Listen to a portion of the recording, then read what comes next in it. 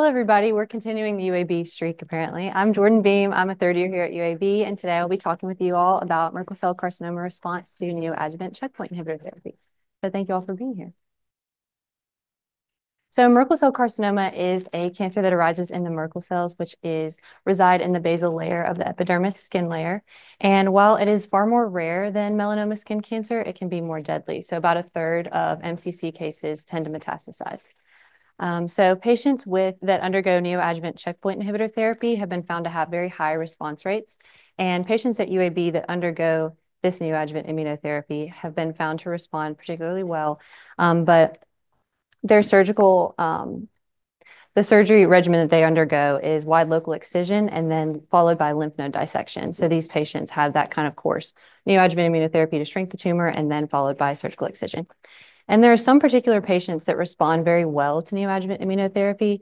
And regardless of their response, these patients still undergo full excision and normally lymph node dissection as well. So for these patients that respond well before their surgery, the value of complete surgical resection with lymph node dissection is uncertain because these patients could be predisposed to various surgical complications such as lymphedema, et cetera, that they may be able to be saved from if we could find a way to identify which patients would be responding well to neoadjuvant immunotherapy before their surgery.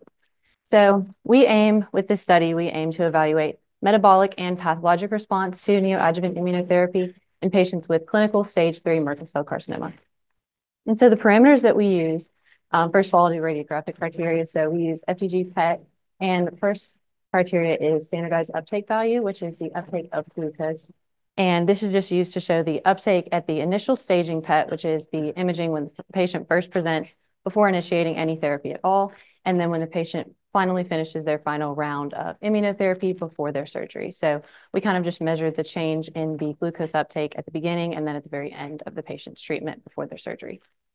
And then we have tumor volume. So on PET and CT, just measuring the overall volume of the patient's primary lesion on PET and CT. So we looked at that as well. We also looked at the % change of PET and CT volume of the lesion. And then RESIST is response evaluation criteria in solid tumors. So this is kind of a set parameter that uses SUV and other criteria that is used by physicians to evaluate response in solid tumors. And immunotherapy is included in this, but it's normally used in these studies to look at retroactive or retrospective response to these treatments. There's also an iRECIST criteria that's used to kind of adjust a patient's regimen in real time of immunotherapy, but the RESIST that we use is normally used in studies like this that are retrospective. So total lesion glycolysis finally is the metabolic burden of the tumor. So the patient was evaluated at the initial staging criteria before they initiated immunotherapy. So just the overall metabolic burden of the tumor before the patient undergoes therapy. So moving on to pathologic criteria, we looked at the residual viable tumor. So we kind of separated these two patients into major and minor responders. So the major responders had less than 10% of viable tumors still present on the final pathology of their surgical excision. And then there was a subcategory of a few patients that were complete responders. So they not only had less than 10% viable tumor, they actually had no viable tumor on final pathology. So then the other category is minor responders. So these patients had 10 to 50% viable tumor. So they had a less favorable response to immunotherapy. And then these are just kind of mechanisms of necrosis that we saw in pathology, and I'll be showing you guys that in a second. So this is the demographics of our cohort, average age and race, initial presentation, and then the various types of immunotherapy courses that they were on, as well as their treatment length. So this is the radiographic response of these patients. And since the study or the cohort size is relatively small, I just chose a few representative cases of patients in each category. So first of all, the complete responder, and this far left is kind of the pathologic response. So whether the patient had less than 10% viable tumor on final pathology or 10 to 50%. So this first patient was a complete responder, which would be no viable tumor on final pathology. So we looked at all of these imaging parameters, and this patient, so also the numbers, the negative number would be a decrease and a positive number is an increase or corresponds to an increase. So the complete responder did have the most decrease in the SUV or the amount of glucose that the tumor uptook before initiating therapy and then after. So the patient had a corresponding to a more robust response to treatment.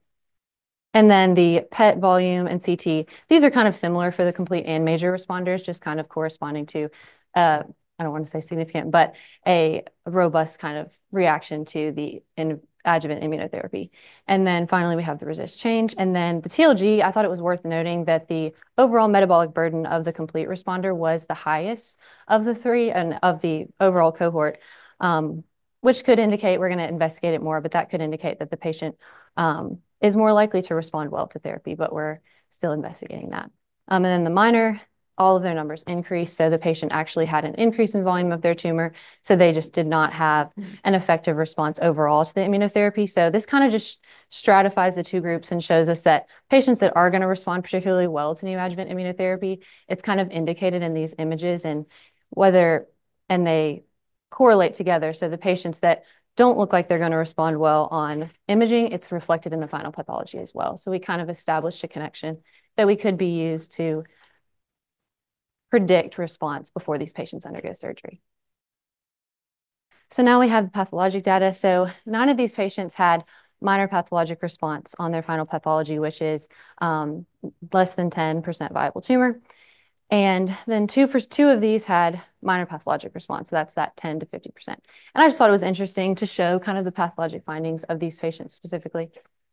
I don't know if this pointer works, but that's why I have the arrows.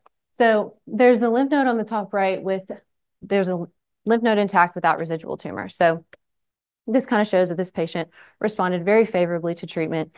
And then you kind of have the hemorrhage and the fibrosis. So that means that the extent of necrosis, I think that kind of contributes to how well the patient responded to the therapy. Whereas in the minor pathologic response, fat necrosis is kind of an earlier sign of necrosis. So this patient was starting to respond, but they didn't have as robust of a response as the major pathologic responder did.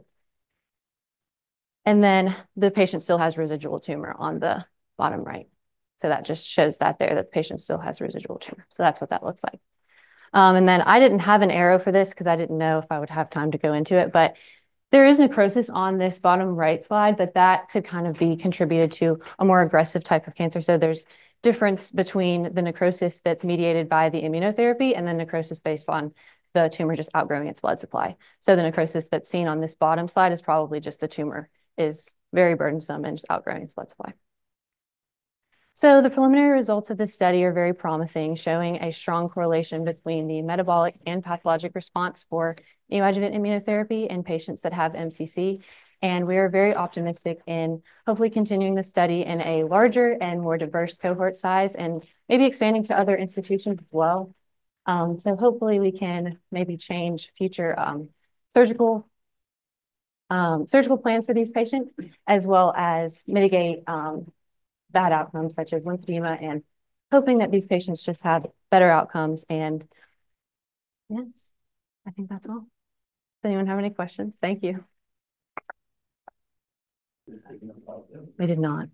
I'm just like, this is really that is a good question. So the question was, did we take biopsies of the tumor before the neoadjuvant immunotherapy was started? We did not.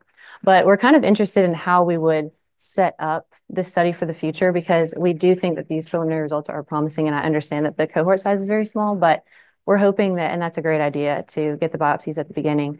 Something we also ran into is MCC is so rare, we just had a very small size, but also a lot of patients were excluded based on if they got pre and post imaging PET. Sometimes their lesion wasn't even included in their PET imaging, surprisingly. So there's just not a lot of follow-up and longitudinal care for these patients. So that's why we're very interested in kind of helping these patients and mitigate their risk. So I definitely think that would be something we could include in future. that you think there's a difference, like what I was telling you from biological for your complete versus your minor responder. That's a great question. So are you talking about on the imaging? Like, yeah, if you were to look at it just the slide of biopsy, how might that look different for your complete responder compared to your minor responder? Yeah, I think okay. So do you mean at the beginning, before they start immunotherapy? I think that it would be kind of reflected similarly to how the minor pathologic responder is here, and kind of how I was starting to insinuate in the when I talked about it earlier. But at the bottom left, where you can kind of see the necrosis mediated by the outgrowing the blood supply, I think that you could see the metabolic burden there, and you could see the tumor multiplying and also invading lymph nodes. Like these patients, I do believe that these patients would do particularly well, I think,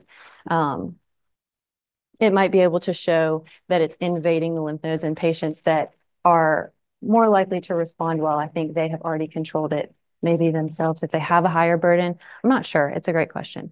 But I do think that they would look different. I would hope they would look different because that could also help us. We're really just hoping to adjust the surgical protocol because I think not that it would happen instantly, but it would definitely be a study that we could follow. And I think the results would indicate that. But yeah, that's a great idea. Thank you. I'll pass it on. Anybody else? Please support our mission to improve quality of patient care through education. Join us, follow us, and share this content with family and friends.